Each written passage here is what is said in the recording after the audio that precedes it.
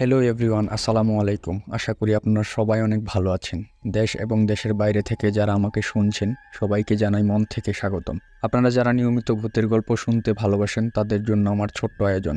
আপনাদের জানা এবং শোনা সত্য ভূতের ঘটনা আমাকে লিখে পাঠাতে পারেন। ঘটনা লিখে darktales360@gmail.com এই ঠিকানায় পাঠিয়ে দিন, অথবা ভিডিও ডিসক্রিপশনে আমার ফেসবুক প্রোফাইলের লিঙ্ক দেওয়া আছে, সেখান থেকেও মেসেজের মাধ্যমে ঘটনা লিখে বা রেকর্ড করে পাঠাতে পারেন। আপনাদের সাথে আছি আমি মিঠু, আর আপনারা শুনছেন ডার্ক টেলস অন্ধকার গল্প।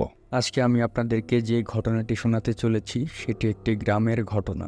যিনি ঘটনাটি লিখেছেন উনি নাম প্রকাশ করেননি। সেই ঘটনাটির নাম দিয়েছেন উনি ভয়ঙ্কর নারী, এক অতৃপ্ত আত্মার গল্প। চলুন তাহলে দেরি না করে শুরু করা যাক। ভয়ঙ্কর নারী। আমি গ্রামের ছেলে। মফস্বল শহরে একটা কলেজে পড়ার জন্য গ্রাম ছেড়ে মফস্বল শহরে চলে আসি। এখানে আমার এক কাকার বাসায় থাকতাম। যাই হোক, ছুটি ফাটা বা বৃহস্পতিবার কলেজ শেষে গ্রামের বাড়িতে চলে যেতাম। একদিন থেকে পরের দিন সকালে চলে আসতাম ক্লাস ধরার জন্য। তেমনি করে এক বৃহস্পতিবার আমি বাড়ির উদ্দেশ্যে রওনা হই। কলেজে ব্যবহারিক ক্লাসের কিছু কাজ থাকায় বের হতে একটু দেরি হয়ে যায়। ঠিক 5টার দিকে বাসে উঠি আমি। বাড়ি 1 ঘন্টার রাস্তা, অর্থাৎ সব কিছু ঠিকঠাক থাকলে আমি 6টার দিকেই গ্রামের রাস্তায় পৌঁছে যাব। বলে রাখা ভালো, তখন ছিল শীতকাল। যারা গ্রামে থাকেন তারা জানেন যে শীতকালে গ্রামে হাটে যাত্রাপালা, নাটক ফাটক বেশি হয়। আমি যখন গিয়ে বাস থেকে নামি তখন সন্ধ্যা হয়ে গেছে। রাতের আলোতে দেখলাম গ্রামের বাজারের শহর থেকে একদল নাট্যকর্মী গেছে। সাংস্কৃতিক অনুষ্ঠানের প্রতি ছোটবেলা থেকেই আমার বেজায় ঝোঁক। অনুষ্ঠান দেখলাম প্রায় 2 ঘন্টা দাঁড়িয়ে দাঁড়িয়ে।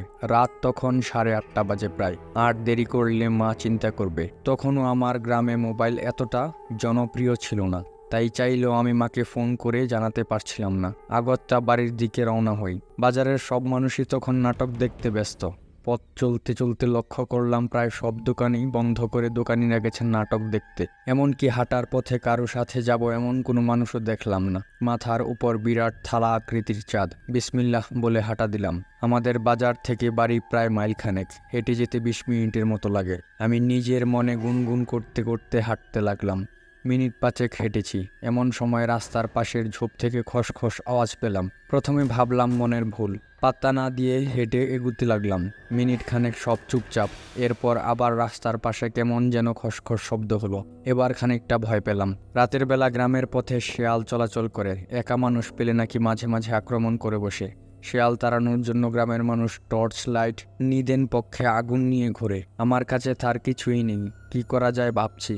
এ অবস্থায় যথাসম্ভব মাথা ঠান্ডা রাখতে হয়।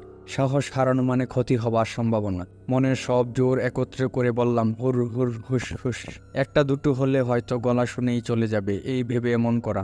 ঝোপের পাশে আওয়াজ থেমে গেল এইবার। হঠাৎ করে চারপাশে নেমে এলো শুনশান নীরবতা। আমার স্পষ্ট মনে আছে সেই ক্ষণটা। ঝোপের পাশে থেকে সাদা কাপড় পরা একটা মহিলা মতন যেন বের হয়ে এলো। তার উচ্চতা সাধারণ মানুষের দ্বিগুণ হবে কমপক্ষে। প্রথমে ভাবলাম চোখে ভুল দেখছি, কিন্তু চেহারার দিকে তাকাতেই মনের ভুল ভেঙে গেল। চাঁদের আলোতে চারপাশ পরিষ্কার দেখা যাচ্ছে। সেই আলোয় দেখলাম বীভৎস এক মুখ। চোখের জায়গাটা গর্ত, কিন্তু কোনো মনি নেই। কপালের মাঝখান বরাবর একটা দগদগে ঘায়ের মতো। সেখান থেকে একটি চোখ জলজল করে তাকিয়ে আছে আমার দিকে। হাতগুলো শরীরের দিকে কেমন যেন বাঁকা হয়ে আছে, অনেকটা পোলিও আক্রান্ত রোগীদের মতো। চিকন চিকন হাত। মুখ ঘুরে আমার চোখ আসলো সেই মহিলার পায়ের দিকে। দেখলাম পায়ের পাতা পিছন দিকে বাঁকানো। আমার আর বুঝতে অসুবিধা হলো না যে আমি কিসের পাল্লায় পড়েছি। যেন ও আমার মনের ভাব বুঝতে পেরে আমার দিকে তাকিয়ে কুৎসিত একটা হাসি দিল সেই মহিলা। এরপর মাথাটা নিচের দিক দিয়ে পা শরীরটাকে হেঁচড়ে হেঁচড়ে আসতে লাগলো আমার দিকে।